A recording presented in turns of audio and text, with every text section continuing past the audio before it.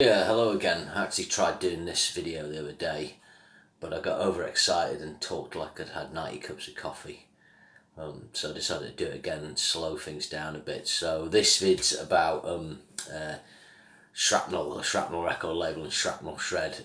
Some of you on Facebook will have noticed good mate Guy Laverick's been doing a couple of classic Shrapnel guitar players, Tony Macalpine and Vinnie Moore solos, and he mentioned about going through some Shrapnel albums and doing some of the top ones. So what I thought I'd start off with is just the kind of origins of what I say Shrapnel Shred is. And it goes back, Mike Varney, the owner of Shrapnel Records, decided to start his own record label in the early 80s. Basically to feature different bands that he was interested in, wanted to sign, and maybe weren't getting a hearing, but more to the point, to focus on guitar. So can't remember what the first few albums are. They're probably just typical American metal, kind of American power metal. We'll come to that in a bit, the sort of style. But in late 82, early 83, he receives a tape for his column in Guitar Player magazine.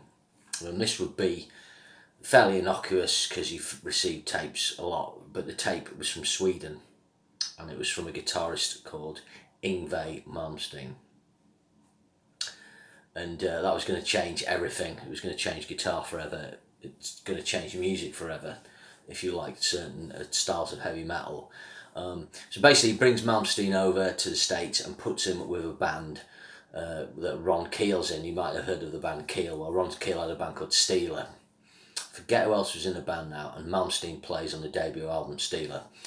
Now, I don't have a copy of that to hand because I used to have it, but I'm not massively keen on it. Malmsteen does some great stuff, but the production and the sort of production of Malmsteen's tone's not as good.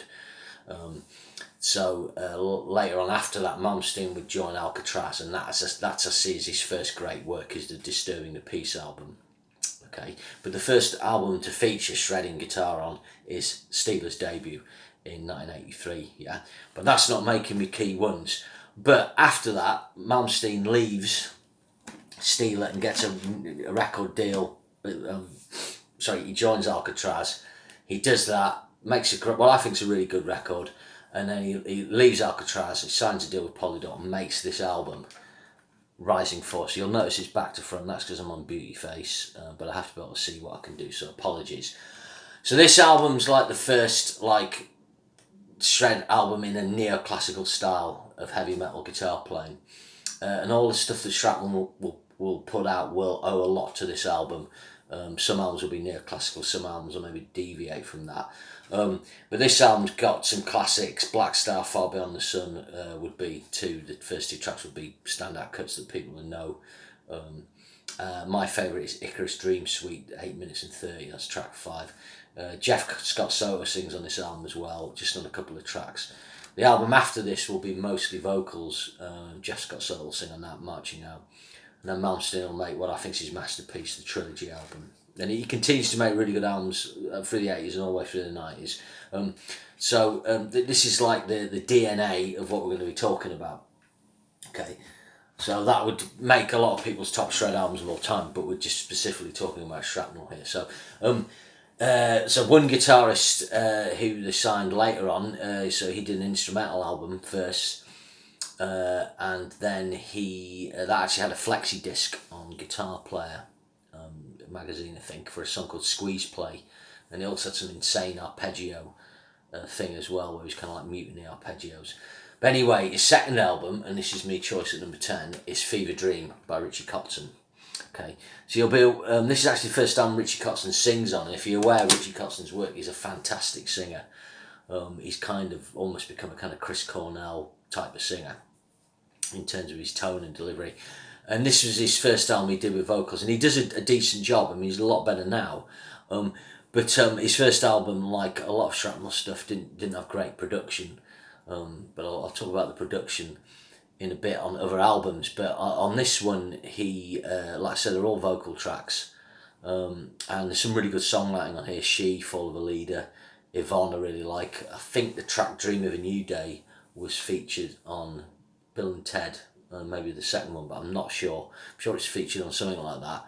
And actually there's a track called Things Remembered Never Die, and he on there the first solo is by Mike Varney, the owner of Shrapnel Records, and Mike Varney is actually a pretty nifty player, really nice sort of bluesy hard rock approach. So Kotzen's playing on this album, you know, he does a lot of cool legato, a lot of whammies, he's quite vice at times. Later on his style would develop, and now he plays with his fingers. But that's a good record. Not all these are instrumental ones.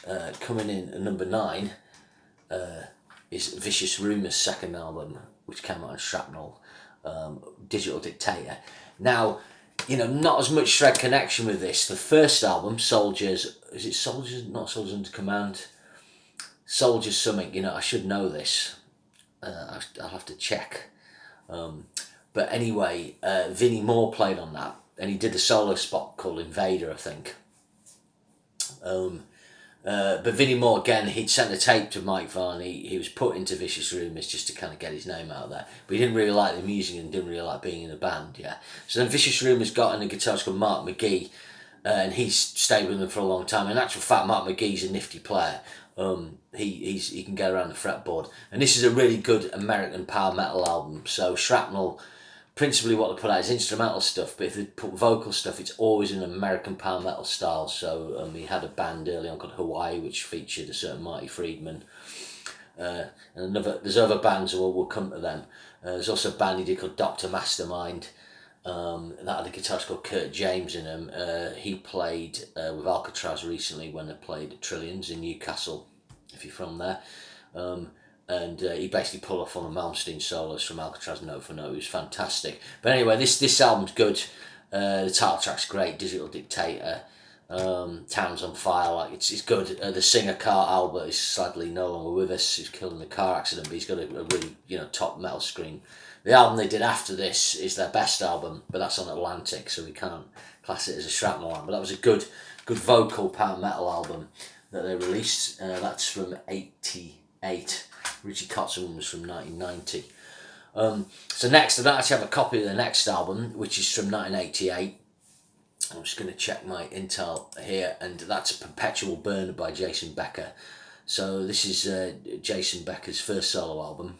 It's only when he did a solo before his motor neuron diagnosis. But it's a really popular album with Shred fans, particularly the track Altitudes. Air as well. There's a track called Air where he uses a lot of counterpoint. It's like a kind of classical baroque style piece. Really good. I think when he did this, he would have been about 18, 19. So it's pretty phenomenal compositions. He does a lot of crazy harmonies, and Marty Friedman co-writes a couple of tunes and he plays on some of the stuff as well. I think it's in here it says 11 Blue Egyptians, but I'm not sure. I'll keep meaning to track down a copy of this album because I've got a copied CD, but it's usually pretty expensive because a lot of these have never been remastered or come back into print. But that's like, if you go on YouTube, you'll find footage of Jason Becker playing excerpts from this, of some of his arpeggio passages. So this is like a top Shred album. And next, another album which I don't have a copy of, again, but it's an album at the time I wasn't too fussed with, but listening to it now, it's pretty decent. And it's got insane shredding, and that also features Jason Becker and Marty Friedman. That's the second Cacophony album. That's a Go Off. So basically, Cacophony was a band put together. Mike Varney put Marty Friedman and Jason Becker together. Obviously, Marty Friedman had been in Hawaii, so he was already known and signed to Mike Varney's label. And then basically Jason Becker must have sent Mike Varney a tape, and Mike Varney, you know, went to Marty Friedman, look, check out this kid. I think they worked well together.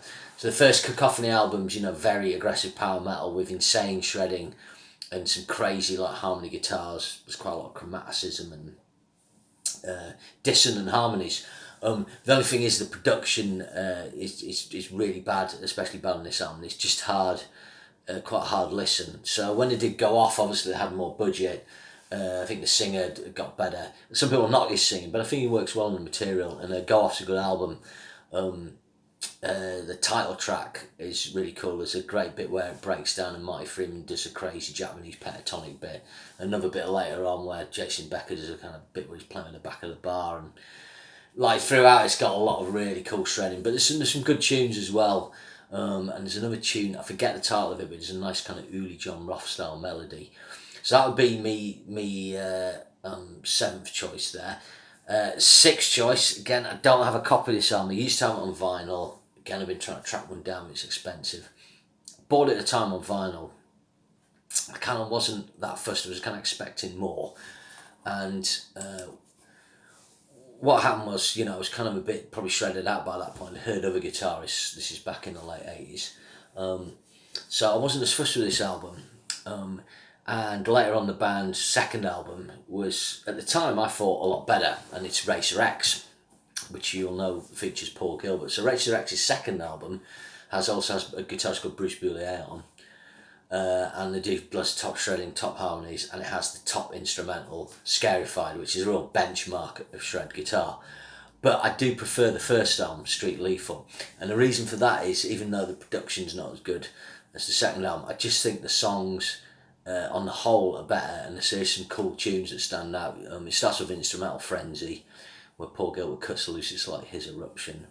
Then there's a title track, Street Lethal, which is good. Into the Night, which I think is a bit of a Racer X classic. Blowing Up the Radio, that's a good one. On the Loose, Hotter Than Fire. Actually, side one's pretty top, I'm just looking at the titles here.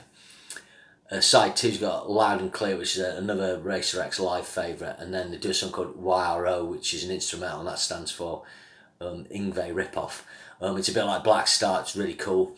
A Dangerous Love, yeah, it's a good tune. And then two tracks I really like it, then Getaway, that's a really good riff. And then Rocket. So Racer X are interesting, they've got the sort of vocal style that's typical of what would become power metal. And then they've got the shred, the neoclassical elements with the guitar, and then this sort of element of Van Halen about it. I forget the name of the drummer on this album, it's Harry Schlosser or something like that. Later on the next album, Scott Travis would join him, but the drums are good on this. So, obviously I've mentioned about production issues, so Shrapnel albums have done a very tight schedule, very low budget. They always went to the same studio that Mike Varney owned, and invariably they were engineered by a guy called Steve Fanato. So what often happens is, if the band gets a second album, they get more time and more budget. And for that reason, sophomore efforts by artists often had better sonic quality. The albums tend to have a woofy bottom end, aggressive high end. If they could do some remastering, it might, temper some of that, but they've never been reissued for CD. And obviously you can get them on CD, but they've not been remastered. Okay, so that's my number 6 choice, Street Lethal by Racer X. An interesting sort of LA Euro power metal album, yeah. Just quickly, like Racer X, obviously, Paul Gilbert went to Mr. Big. Then he went back to Racer X in the early noughties, and they did 3 albums. And the first 2, Technical Difficulties and Superheroes, are really good. A lot of people think Superheroes are the best album. Good sound on that record. So I'm going to cheat now for position number 5, and I'm going to pick 2 albums because I can't choose, and they're both by Greg Howe. So we've got his debut solo album, which is all instrumental, and then we've got his second album, which is a vocal band album called How To. So Greg Howe was quite interesting. He came a little later into the Shrapnel stable, 1988. And this, he was featured in Guitar World. It was a really cool interview back end of 88. I think Keith Richie's on the front cover of that Guitar World, if you dig it out. And he was also on a flexi disc, probably in Guitar Player. I heard the flexi disc, I didn't have the magazine.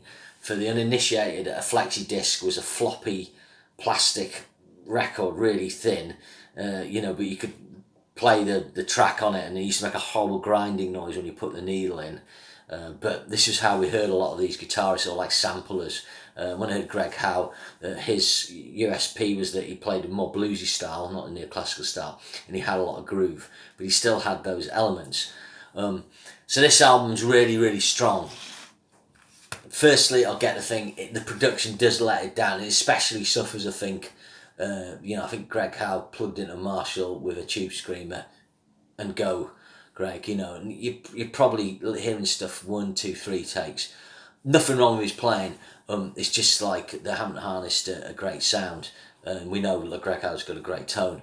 But the track's really got to kick it all over. That was transcribed in Guitar World. It's a great track. Billy Sheehan plays on this with a drummer called Atmat, and really good. He's playing in unison with Greg Howe. Then you got the Pepper Shake. That's another really groovy track. Excellent. There's not much to pick between those tracks. Third track's an up-tempo one called Bad Racket. Now there's some stuff he does on this where a lot of guitarists now, with the turn of tapping, do a diminished 7 arpeggio across 3 strings, skipping strings, and Greg Howe pretty much starts that lick off here. Really great track. Next track's probably my least favourite on this. I'm super unleaded, but it's quite interesting, quite evil harmonies. Then you got Land of Ladies, which has got a nice sort of jazz rock flavour to it. Lovely sort of Larry Carlton. It's a big emphasis on Greg Howe. And that's a really nice tune. And then what was side 2 opened with Straight Up, which was a funky track. Then Red Handed, I always liked that one, had a really slow, heavy groove, cool melody. After Hours, that had another interesting groove. Did have an 11/8 time signature in the solo. I think it might have done. I think it's that one. Then it finishes with a really nice ballad called Little Rose. So it's a really strong album. I mean, it's one of the best guitar albums for me of its time. Really good songwriting, excellent. So obviously I've cheated and gone with How To as well. So again, sophomore album, but Greg Howe had a band. So back in, I think he's from Philadelphia, or was it? No, I think it's Philadelphia, but I could be wrong. So he had a band back there with his brother Al Howe on vocals, and a couple of guys, Joe Novello, Vern Parsons, I'm reading their names here, and a really tight outfit. And obviously he decided he was going to do his vocal band for his second album. Production's fine on this to give him more budget. Greg's tones, they've got a better recorded guitar sound for him. The songs are really good on this. They kind of got a Van Halen party rock atmosphere. I like Al Howe's singing.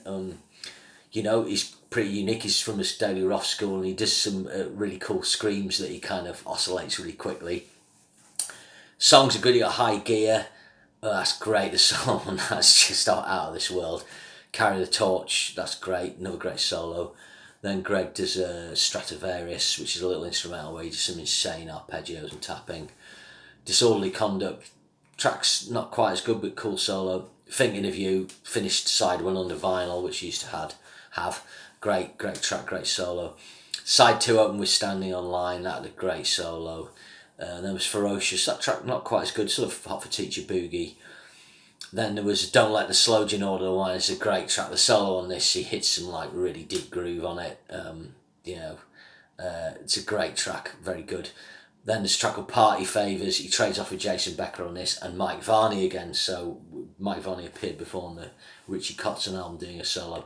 He jams on this, and again, Mike Varney he does that clever thing. He knows he can't shred like these guys, so he doesn't. He just does what he does well, and he's very effective. He does a nice blues, hard rock style solo. Last track, Social Fever, is a good finisher. I've always liked this album. On the front there they've doctored Greg Howe's HM Strat, and they've just reissued those. So that's the Fender Heavy Metal Strat. So back then that had a Carla trem, but the new reissues have a Floyd. So that was Fender's attempt to get into the Super Strat market. It was quite successful and pretty reasonably priced. But that's what the guitar is on the front. But that's Greg Howe's gone more in a fusion direction now. But I've always liked the first 2 albums. This third album he did was with How To, Now Hear This. And that's a decent release. It's got some really good songs. It's just it wasn't as good as High Gear for me. So to number 4, this album is one of the classic instrumental albums of its day. Still inspires people of this day. And it's by the great Vinnie Moore, and it's Mind's Eye. Had this on vinyl back in the day. I actually taped it, the vinyl, put it on cassette, and I fondly remember when I was at secondary school, we got a visit to Heysham Power Station near Morecambe, near where I'm from, and I remember the big tower was the biggest thing I'd ever seen. But on the way there I had my Walkman. Well, it's like a Sanyo, it wasn't a Sony, couldn't afford that. And I had this on, listening to Vinnie Moore. I think anyway. Yeah, I heard first of this on the Friday Rock Show, the track Mind's Eye. Basically opening track In Control, it's awesome. And then Daydream, really two really top tracks off the bat. Third track Saved by a Miracle. It's got Tommy Aldridge on drums on this album. I think he does a drum solo on that, and Andy West from the Dixie Dregs is on bass, and Tony Macalpine's on keyboards. So that's the other thing. Whenever they did these Shrapnel albums, Mike Varney would hire the top talent to play with the guitarists. Side 1 finished with Hero Without Honour, which is a more epic track, really nice whammy slurring on that. And then side 2 had Life Force, that was good. NNY, that was a track I really liked. Mind's Eye, Shadows of Yesterday, catchy one, and then it finished with The Journey, which is a ballad. Really good. So Vinnie Moore, his take on the neoclassical thing, he did a lot of muted picking, really clean pick lines, a lot of sort of A-string based arpeggios, differing from how Malmsteen did his arpeggios and Paul Gilbert and so on. That's the thing with all the Shrapnel players. People go, oh, this all sound the same, but they didn't. They basically played in a similar style, but they had their own take on all the stylistic tropes: sweep picking, turned tapping, legato, and speed picking, fast alternate picking. So it's a good record, and I think the production's pretty decent on it. Vinnie Moore, he's got a cleaner tone, so that sounds a little better than some of the other Shrapnel albums. Next one, this is a toughie, but I picked this one third. The first time I heard a track off this was listening to the Friday Rock Show when I was about 15. Tommy Vance played the track, and I just couldn't believe that was guitar. I couldn't understand how someone could play guitar like that, and he said, oh, this is by this brilliant guitarist Tony Macalpine, and it's Edge of Insanity. So in a lot of ways, this is the first proper instrumental shred album. So Malmsteen obviously did Rising Force, but I had 2 vocal tracks on. No vocal tracks on this, and it's on Shrapnel. Obviously, officially, this is the first full-on Shrapnel shred album, but you hear guitar instrumental albums all the time now, people just working in the instrumental genre. This was the first one in the metal style. Obviously in the past, guys like Alan Holdsworth and Jeff Beck and Al Di Meola had done instrumental albums, but not in, this was the first one in a metal neoclassical style. So the track I heard was Wheel of Fortune, which is the opening track on the Friday Rock Show. And pretty much continues on from there. There's not a bad track on it. Wheel of Fortune got The Stranger, it's got a great tapped solo, that. Then he does a live solo, well, allegedly, 1:45. I think it's just in the studio with canned crowd noise. Agrionia, lovely bass by Billy Sheehan, who plays bass on this. The drums are by Steve Smith of Journeyman, and holy schmoly, it's probably the only metal album Steve Smith's ever done, but he absolutely plays out his skin, phenomenal. But yeah, this track Agrionia, great solo on this. It's making me want to listen to it now. And then you got Empire in the Sky. One thing I should say about this is Macalpine makes more extensive use of the whammy bar than his other neoclassicalists. So Vinnie Moore typically uses a bit of slurring, swooping the bar. Malmsteen, again, the odd slur, the odd dive bomb. Paul Gilbert would do the high harmonics, but not really a lot of slurring. But Macalpine makes full use of whammy bar slurring and like high harmonic dives, and he'll also like pull the bar up like Van Halen, and he'll have it floating and pitch it, and that's how the Empire of the Sky solo starts. Another brilliant solo on that. Witch and the Priest next, that opens side 2. That's probably not my favourite track on it, but I like it. And you got The Taker, which is pretty awesome. I heard that on the Friday Rock Show. Then Tony Macalpine, just to annoy everyone, he plays a Chopin prelude. He's also equally as good a pianist. Then the title track, probably my favourite track on the Edge of Insanity, just epic arpeggio passage in this. Then you got The Raven, really good fast speed metal track, again power metal, a lot of double time tempos on this. These are full on heavy metal albums. And then it finishes off with No Place in Time, and this was one of the first songs guitar solos I ever heard where someone played outside. So before this I'd heard the Big Trouble solo on the David Rothwell Meet and Smile, where Steve Vai does a big tapping passage and goes outside. So when we say outside, that means he's playing in key, then he goes kind of out of key, so the notes are out of tune, but they go back into tune is probably the easiest way to describe it. But it doesn't sound out of tune because it kind of transitions. Your ear the off notes sound strange and then they go back in. So that's probably an easy way to describe that if you're not familiar with guitar speak. But No Place in Time, yeah, he does a great whammy slurring solo and he does like a lovely outside legato passage, and I always love that. So that's Edge of Insanity, really really cool album, and that's sort of about October September '86 I think. Next one, this is the last album of the golden age of Shrapnel for me. So basically, the 80s goes on, a lot of these guitarists who have been on Shrapnel either end up on different labels or end up in different bands and stuff like that. Basically, Shrapnel was a way for people to go, who's the hot guitarist? Right, I want that guy. Jason Becker went to David Roth, for instance. Paul Gilbert formed Mr. Big, and so on. So this guy put out his album in 1990. After this, a guy called Joey Toffoli did an album on Shrapnel, and that's the last one I kind of remember from that period. There were other albums after that, but the moment, it kind of passed. That was Joey Toffoli's second album. He was a guy who did an album called Out of the Sun, I think it's 88. But it's not in my top 10. But anyway, number 2 is this Michael Lee Firkins, his self-titled debut. This is brilliant. This came out about summer 1990. Again, got a flexi disc with guitar player. Heard the track Laughing Stack, so it's just like, wow. So what's Firkins' USP? He's more influenced by country rock. So what he does, he plays with his fingers and a picks, but he's something really clever. He uses the pinky of his finger to hold the whammy bar, and then he simulates slide guitar and pedal steel techniques to basically make the guitar sound like he's using slide or lap steel, pedal steel, but he's not, it's his guitar. He gets a lovely tone on this, production's good. Slightly less full on rhythm section on this, but it works well. It's James Kotak and Jeff Pilson. There's more of a classic rock feel on this, and I think Mike Varney's chosen it well. It's good production on this. This is a good, decent sounding record. Not a bad track on it. You got Laughing Stacks, 24 Grand Avenue, Runaway Train. That's a great chicken picking track. Cactus Cruise, another one.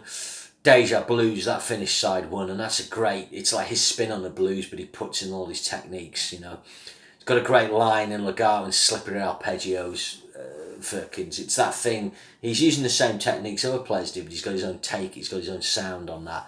Opening side 2 is Space Crickets. That's probably my least favourite track on the album. There's Rain in the Tunnel, beautiful track, amazing melody, hula hoops, finished off with the Sagasso C, beautiful solo on that.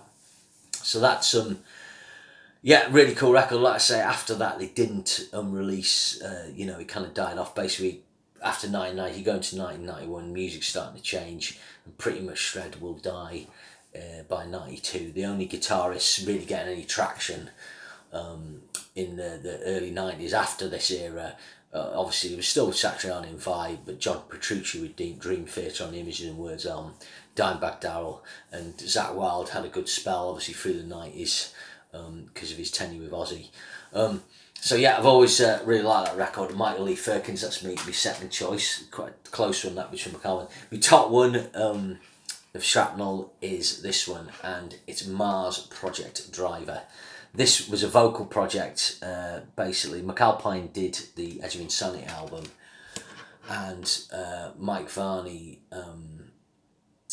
put them together with Tommy Aldridge, Rob Rock and Rudy Zarzo. This is a great power metal album. It's got really good songs. All the songs are under 4 minutes apart from a couple of them. It doesn't waste time. Rob Rock's got a good line in Dio, operatic singing, and the tracks are just really catchy, and Macalpine just plays up a storm. Favourite track's Fantasy. That's great. Track towards the end, I Can See It in Your Eyes. He just starts with a total zinger of a solo, and his end solo is just fantastic. His fade out solo, last track is a ballad, You and I. It's really good, really mature song. There's not a bad track on this album, and a real cult. Again, production suffers, but it's a real cult album. But shame they never made another album. Really good. Okay, so those are the top 10 Shrapnel albums. Those aren't necessarily what I think the best Shred albums. I've admitted Marty Friedman. Marty Friedman did an album called Dragon's Kiss, but I'm not as keen on that. But Marty Friedman did this album recently, Inferno, Prosthetic Records. That's a really cool modern Shred album. Marty Friedman's still got it. I think Marty Friedman obviously had his time in Hawaii. He did solo stuff and Cacophony, but I was saying about the 1990s, he actually survived into the 90s really well because he joined Megadeth. So the Rust in Priest albums, like his masterpiece, and obviously I think the solo to Tornado of Souls that he did is probably, if not one of the high points, maybe the high point of a 90s soloing. Absolutely phenomenal. So Marty Friedman, for me, he kind of got better when he out of the Shrapnel stable. He did better stuff. So my top Shred album of all time is linked to Shrapnel. It's Tony Macalpine's Maximum Security.